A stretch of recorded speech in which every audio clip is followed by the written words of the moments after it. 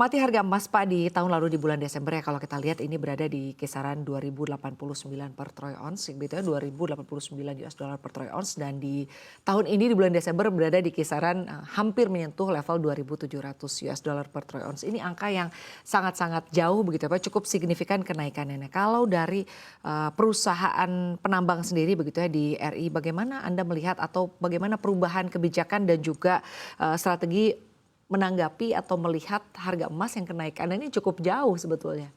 Betul Bu, jadi memang ini adalah saat yang tepat Bu, memang untuk para penambang dan produsen emas di Indonesia untuk menggenjot produksi emasnya Bu. Ini saat yang sangat tepat. Di saat permintaan sedang meningkat ya? Betul Bu, apalagi perusahaan-perusahaan Bu yang sudah selesai melakukan eksplorasinya di 2-3 tahun yang lalu Bu. Artinya pabriknya juga sudah terbangun, cadangannya sudah jelas. Jadi artinya di saat ini tinggal melakukan commercial production. Wah itu akan luar biasa Bu.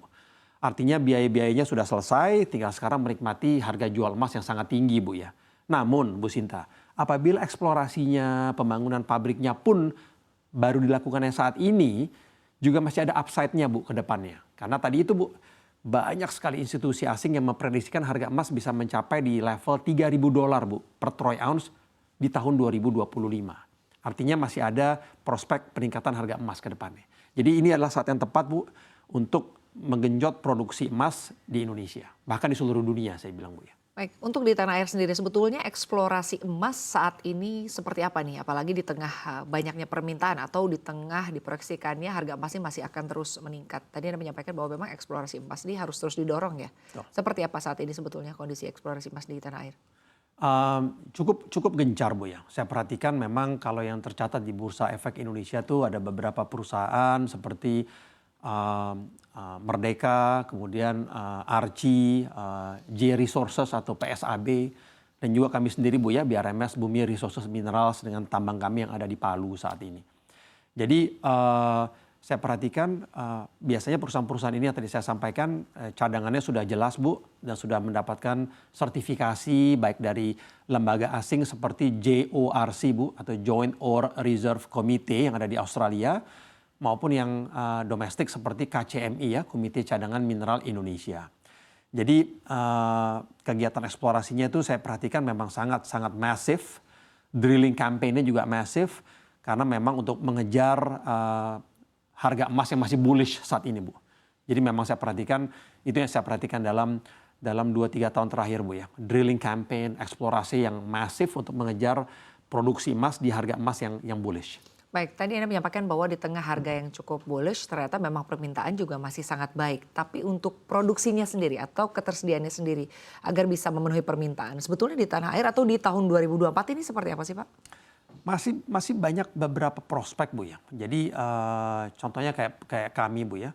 Kami saat ini memang baru menambang dari cadangan emas kami di Palu yang ada di lokasi yang namanya open pit Bu. Itu jadi penambangan terbuka Bu. Jadi yang lebih dekat ke surface Bu ya, ke permukaan tanah. Grade-nya juga cukup baik sekitar 1,5 gram per ton Bu. Tapi ke depannya, nah ini adalah salah satu game changer di perusahaan kami Bu ya. Itu rencananya di 2027 kami akan mulai memproduksikan biji emas dengan kandungan emas yang jauh lebih tinggi Bu. Kadarnya mungkin di atas 3 gram per ton. Karena ini dari penambangan bawah tanah Bu.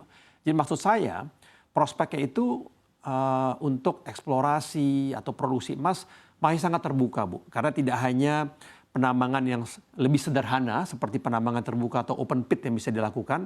Namun underground mining atau penambangan bawah tanah juga selama biayanya masih cukup efisien dan kadar emasnya cukup tinggi masih layak dieksplor Bu ke depannya. Baik, lalu terkait dengan kalau kita lihat nih kan sebetulnya harga emas juga dipengaruhi dengan situasi geopolitik yang terjadi di tingkat global begitu. Bagaimana pasar emas global saat ini mempengaruhi prospek industri penambangan emas di Indonesia dalam jangka pendek ataupun jangka menengah atau jangka panjang ya. Utamanya mungkin kalau kita lihat bagaimana sih gambarannya di kuartal pertama di tahun 2025 ini untuk emas itu sendiri baik dari sisi harga, dari sisi produksi dan juga dari sisi permintaan.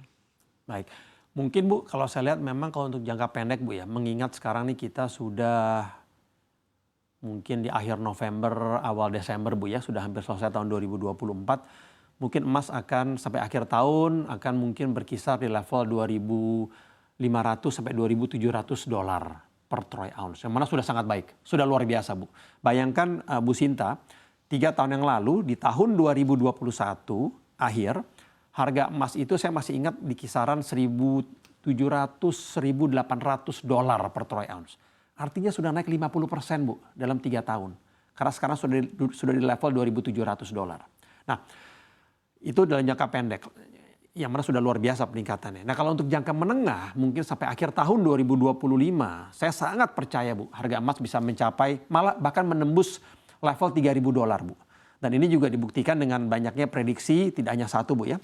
Oleh lembaga asing yang ternama seperti UBS, JP Morgan, Goldman Sachs, Bank of America yang memprediksikan harga emas bisa menembus 3.000 dolar per troy ounce di akhir 2025 Bu. Jadi masih sangat bullish ke depannya. Baik. Lalu jika dikaitkan dengan sentimen yang ada di dalam negeri begitu terkait dengan sentimen PPN Pak 12% yang rencananya ini akan ditunda. Tapi kita belum tahu ya apakah benar-benar akan ditunda atau seperti apa. Apakah ini sebetulnya bisa mempengaruhi atau bisa menjadi salah satu sentimen dari pergerakan harga emas di tanah air? Iya, sangat menarik pertanyaannya bagus Bu. Memang kalau saya lihat Bu ya, apabila diimplementasikan kenaikan PPN ini akan berdampak langsung terhadap kinerja keuangan perusahaan atau produsen emas. Artinya beban pajaknya akan bertambah Bu. Dan tentunya ini akan berdampak terhadap kinerja laba bersih yang akan menurun. Tentunya penundaan kenaikan PPN ini disambut baik oleh pelaku pasar, oleh produsen emas Bu. Sehingga membuat industri emas in particular juga lebih kondusif Bu. Tapi ya kita tunggu Bu keputusan pemerintah. Apapun itu ya kita harus bisa terima dan bisa tetap beroperasi seefisien mungkin dan juga seproduktif mungkin Bu. Karena memang tugas kami adalah menambah nilai bagi para pemegang saham dalam perusahaan kami Bu.